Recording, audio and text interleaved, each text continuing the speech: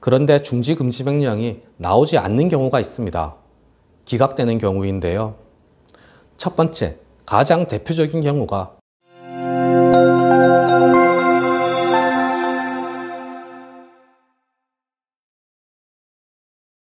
안녕하세요. 노태부 변호사입니다. 오늘은 회생백과 6-2 개인회생 실무 두 번째 시간 중지명령, 금지명령에 대해서 말씀드리겠습니다. 채무자분들과 상담을 해보면 가장 힘들어하시는 것 중 하나가 채권 추심입니다.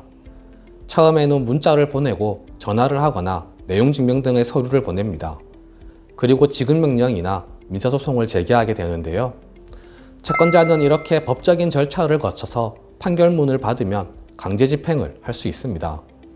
강제집행 방법에는 여러 가지가 있습니다. 은행 계좌에 하는 채권압류 및 추심명령이 대표적입니다. 또는 채무자에게 부동산 등의 재산이 있다면 경매로 넘길 수도 있습니다. 집에 있는 가전제품과 가구에 대해서는 유체동산 압류를 진행할 수 있습니다. 소위 빨간 딱지 붙인다고 하는 건데요. 결국엔 경매로 넘어가게 됩니다.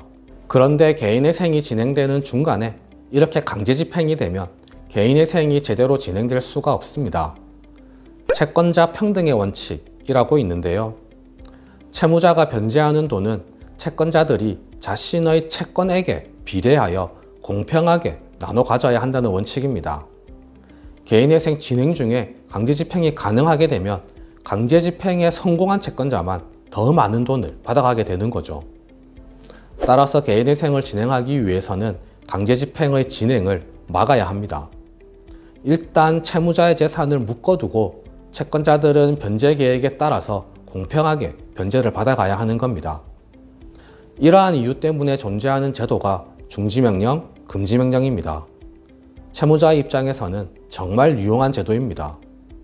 강제집행과 채권 추심이 중단되기 때문입니다.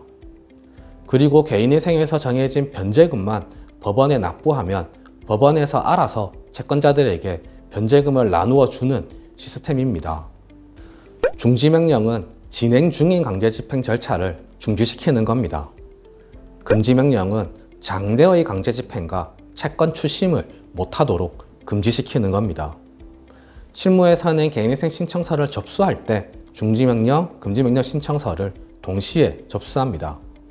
신청서를 접수하면 보통 일주일 정도 내에 결정이 납니다.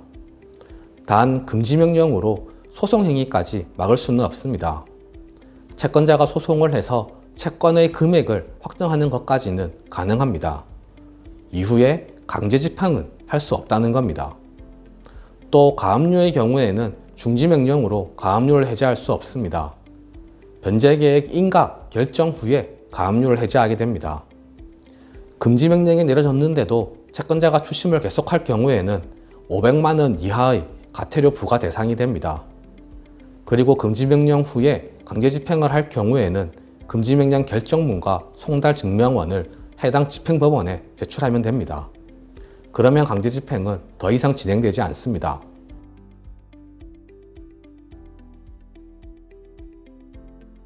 개인회생은 여러모로 장점이 많은 제도인데요. 그중 가장 대표적인 장점이 바로 중지, 금지명령이라 할 수 있습니다.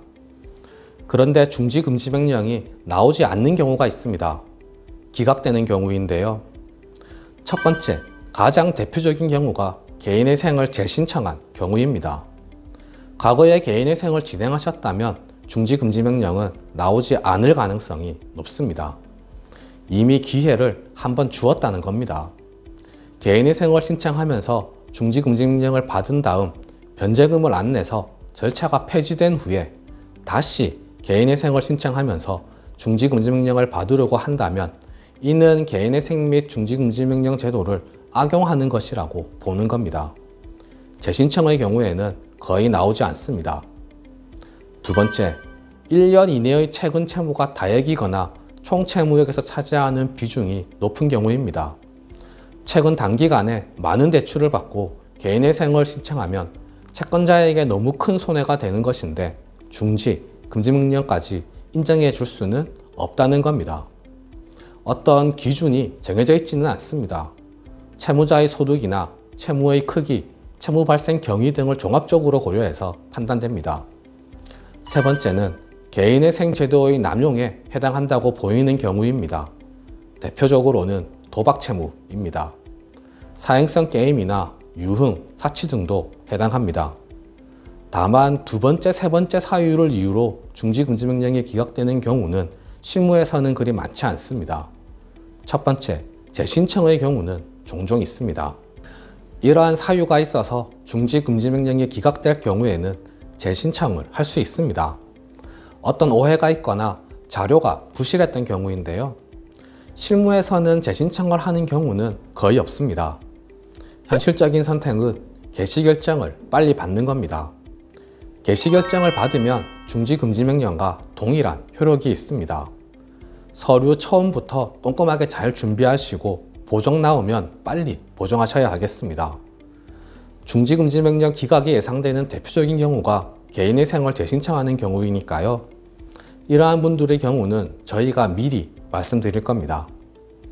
네, 오늘 준비한 내용은 모두 말씀드렸습니다. 궁금하신 점이 있으시면 댓글에 남겨주시거나 전화주세요. 최대한 친절하게 상담해 드리겠습니다. 이상 노태우 변호사였습니다. 감사합니다.